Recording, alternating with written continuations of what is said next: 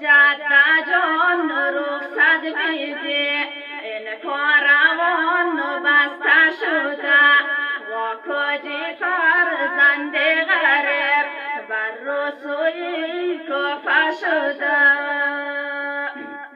آقا صدا زد یا رسول الله ما طرف کربلا می رویم، از ما سوال نکردی کی را با خود میبری و چی با خود میبری؟ چی میگم؟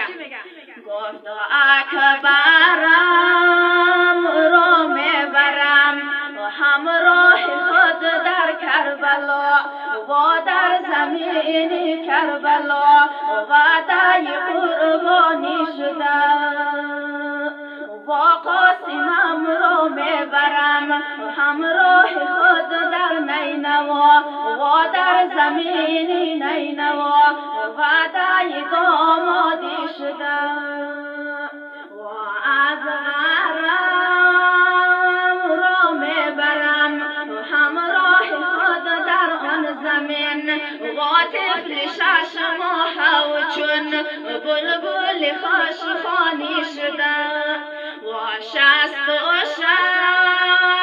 زن میبرم